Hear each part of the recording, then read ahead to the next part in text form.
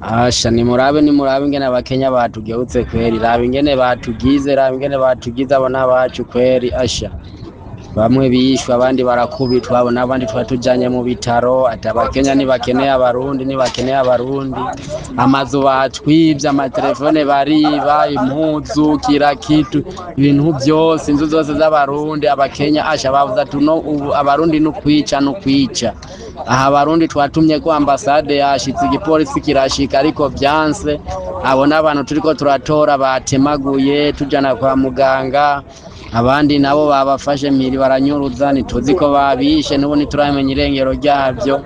Aha amazu twataye ntitugira ico na ruguru. Raba ndabaramukije bamwanyi bacu mwese mukunda kandi mugakurikira amakuru n'ibiganiro dutambutsa kumunesha kuri yanyu mukunda cyane imwe rudende ya Isange TV. Uyu ni umwanya w'amakuru agezwe ko muri migwi Kirundi mushikirizwa n'imunesha kuri yanyu mukunda cyane, imunesha kure ibashikiriza amakuru n'ibiganiro biba bigezweho kandi biba byakorewe amatohoza. N'amakuru rero azindutse avugwa kuri imunesha kuri yanyu mukunda cyane kuri irigenekerezo rya 17 Rusama 2025 ku munsi wa gatandatu. Ndabaha ikaze rero makuru tugire tubashikirize kuri iyi saha, n'amakuru abazindutse avugwa mu mihingo itandukanye ngaha mu gihugu cyacu Burundi ndetse no mu makungu ya kure. Ico weho usabwa no gufyonda sabone na partage kugira amakuru azaragushikira umwanya n'umwanya tuba tumaze kuyashira kuri iyi munesha kuri yanyu mukunda cyane imwe rudende ya Isange TV. Ndabaha ikaze rero makuru tugire tubashikirize kuri iyi saha, n'amakuru abagiriwe abazindutse avugwa ngaha mu gihugu cyacu cy'u Burundi ndetse n'ijya nino hatandukanye.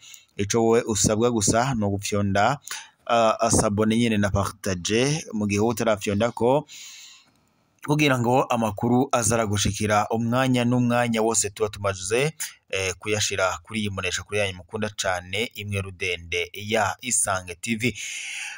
N'amakuru rero azindutse avugwa ngaha mu gihugu cyacu cy'u Burundi na cyane rero akaba ari amakuru araza gushimikira ku ngingo nkuru zikurikira.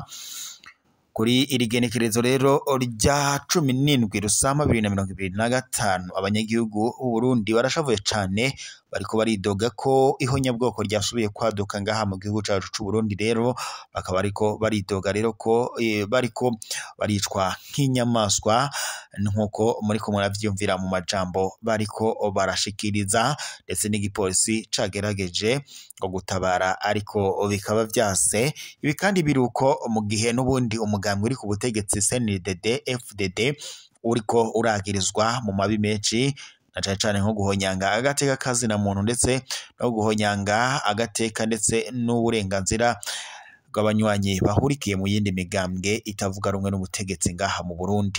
Ivyo kandi biruko mu gihe amatora yimirije ngaha mu Burundi, ayabashinga amateka, abajenama b'amakomine ndetse n'ay'abakuru b'imitumba muri uku kwezi tugiye kwinjiramwo kwa ruheshi.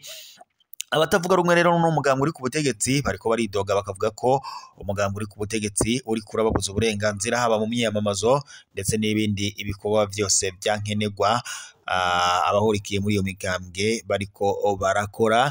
Bavuga ko bariko barimwa igitoro, bariko barimwa n'ibindi byose byankenegwa byo bafasha mu myiyamamazo. Ibi kandi biruko mu gihe mu mugambi CNDD FDD naho injyane ziraniga. Umugambi uri ku butegetsi uri kuravuga ko utazokwemera ko Perezida Evariste Ndayishimiye azokwitoza mu matora yimirije mu mwaka wa 2027 nk'umukuru w'igihugu.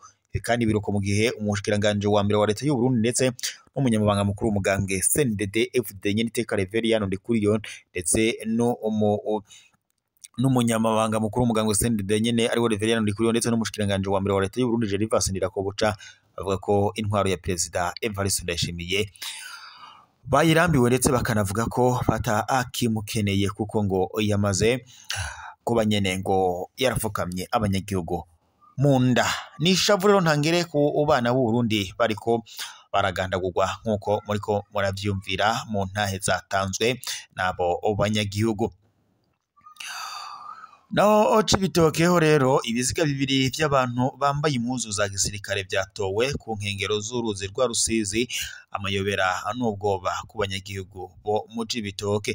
kuwa 16 Rusama 2025 ibiziga bibiri by'abantu bambaye impuzu z'igisirikare ca Republika Iharanira Intwaro ya Kongo byabonetse ku munsi wa kane igenekerezo rya 15 Rusama ku mugoroba ku mutumba wa Rusizi muri komine ya Rugombo intara ya Cibitoke mu buraruko bushira uburengero bw'u Burundi rubibe Uburundi buhana na Republika Iharanira Intwaro ya Kongo. Ni inkuru yatumye abanyagihugu bibaza ibibazo byinshi.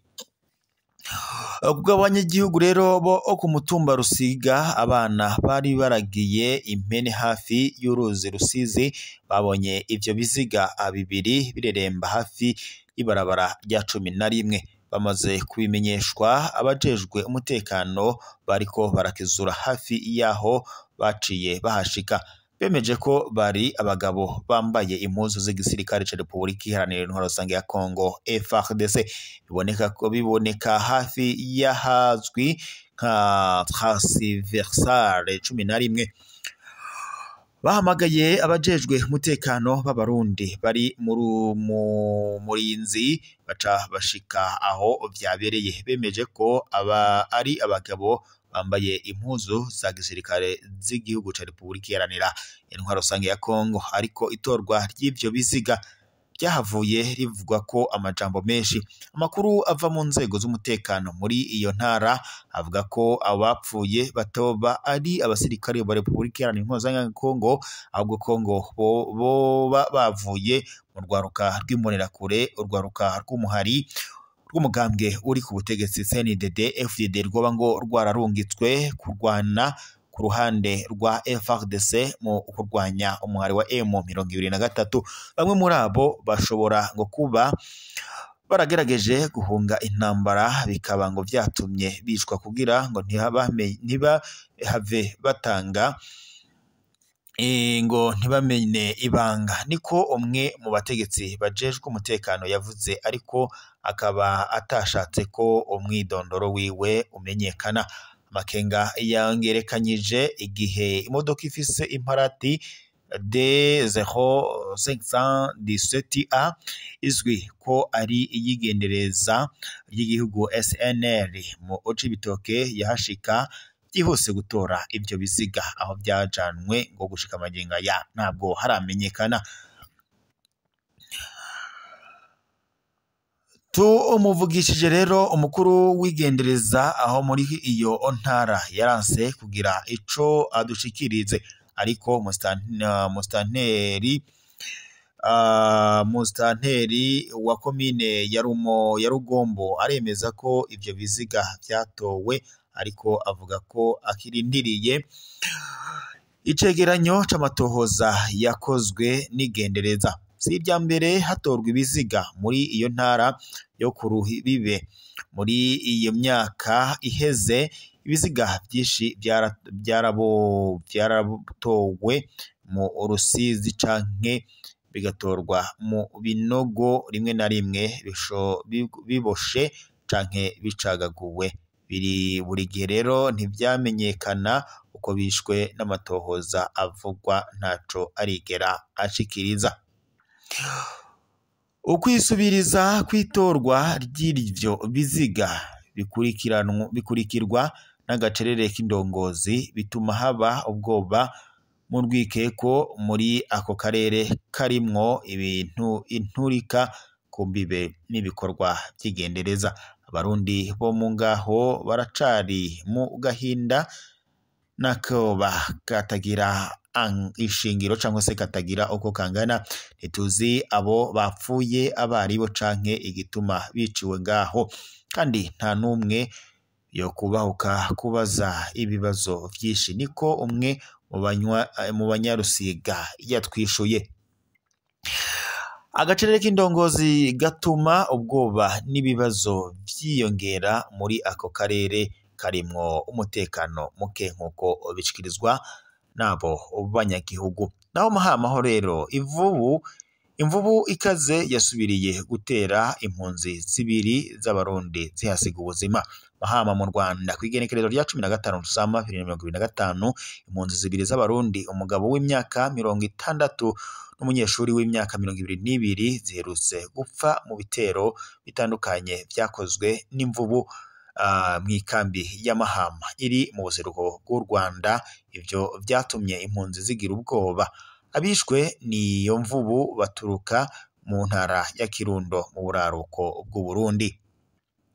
Ibyago vya mbere vyabaye mu mpera z'indwi iheze.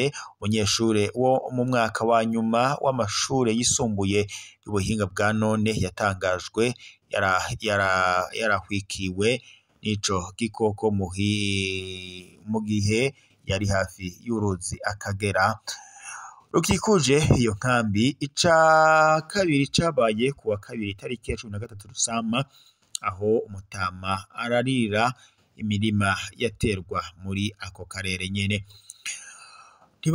Ntibarokotse. Imvubu yarabagandaguye cane, ibiziga vyabo ntivyamenyekana, byari byacikaguritse mu maziko. Ibice bimwe bimwe nk'amaboko n'amaguru nivyo byashoboye guhambwa, vyiganwa n'abanywanyi bari muri iyo nkambi.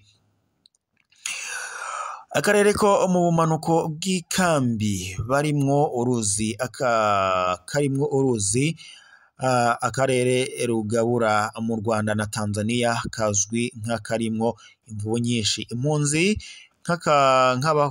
nk'aborozi baridoga ko zama zibononera n'ibitungwa ngo rimwe na rimwe biraterwa. Igipolisi c'u Rwanda casavye impunzi kudasubira kwegera urwo ruzi rw'Akagera. Vuba hazoshirwaho uruzitiro rwo kurinda abanyagihugu, ariko ngo kwica ivyo bikoko birabujijwe kubera imvo zo gukinga zo kubungabunga ibi inyabuzima, niko indongozi zitomora. Ariko kubw'impunzi nyinshi akarere Akagera ngo karabatunze cane. Bavuga ko ngo baroba bakavoma n'amazi yo kuvomera imirima canke kubumba amatafari ngo rurabatunze, niko bimenyeshwa n'izo mpunzi. Kubw'indongozi z'iyo nkambi ibintu ngo vyifashe nabi, ni uguhitamwo hagati y'ubuzima n'urupfu, niko umwe mu ndongozi avuga.